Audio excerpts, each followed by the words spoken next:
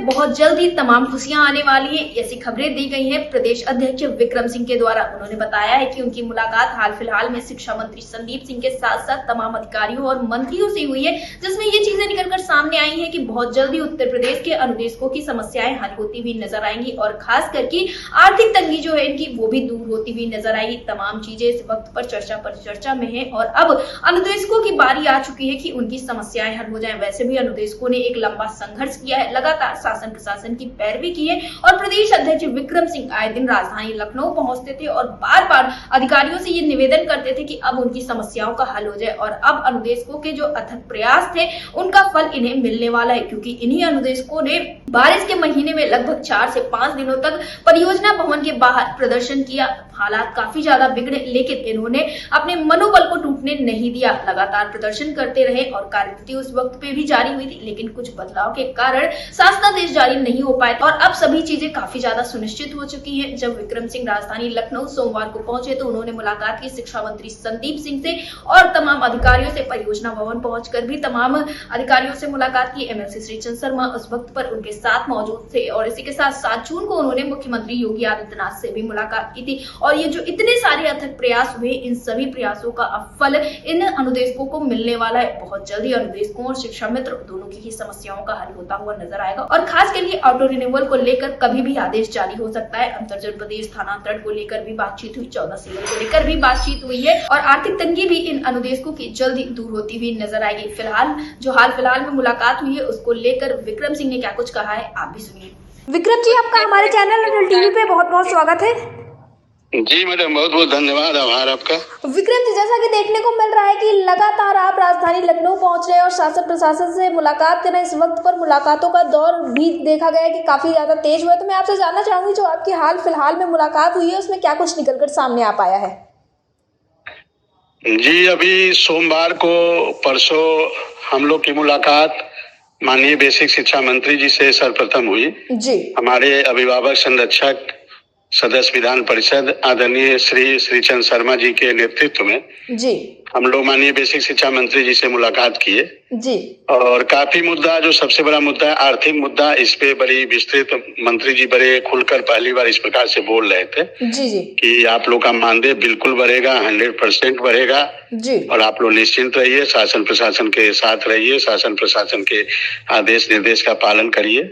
जी, और भी कई मुद्दे जैसे ऑटो रिन्यूअल है, महिलाओं के अंतर जनपदीय ट्रांसफर है, 14 सीएल है, मेडिकल है, आयुष्मान है। आयुष्मान के लिए माननीय मंत्री जी ने कहा कि हमने आप लोग के लिए और शिक्षा मित्रों के लिए अलग से प्रस्ताव बनाकर भेजा है और आप लोग का ये हो जाएगा। जब हमने उससे कहा कि सर, माननीय मुख्यमंत्री जी ने बजट में इसकी घोषणा की थी लेकिन अभी तक आदेश नहीं हुआ, तो उन्होंने कहा आप दोनों लोगों के लिए, अनुदेशक शिक्षा मित्रों के लिए अलग से हम लोगों ने प्रस्ताव बनाकर भेजा है और वो आपका हो जाएगा, उसके लिए आप निश्चिंत रहिए। जब बजट में माननीय मुख्यमंत्री जी ने घोषणा किया है तो बिल्कुल होगा।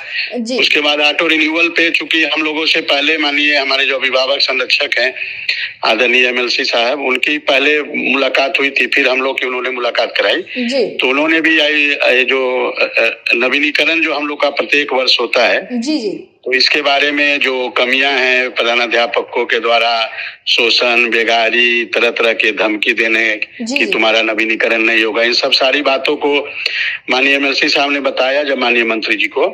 जी, तो माननीय मंत्री जी से वाकिफ हुए और उनको भी समझ में आया कि ये सब सारी समस्या आती है, तो उन्होंने कहा कि आप लोग का अभी एमएलसी साहब बता रहे थे, आप लोग ऑटो रिन्यूअल हम लोग करेंगे और इसकी प्रक्रिया चला रहे हैं। जी, फिर और भी 14 सीएल पे भी बात हुई, फिर महिलाओं के अंतर जनपदीय ट्रांसफर पे भी बात हुई। हमारे एमएलसी साहब ने भी कहा कि मात्र 1500 महिलाएं हैं सर, इनको अपने ससुराल भेज दीजिए। तो मंत्री जी ने कहा बिल्कुल हम लोग ये काम करेंगे और महिलाओं के अंतर जनपदीय ट्रांसफर होंगे। जी, विक्रम जी, तो क्या कोई समय सीमा निश्चित की गई है अभी तक?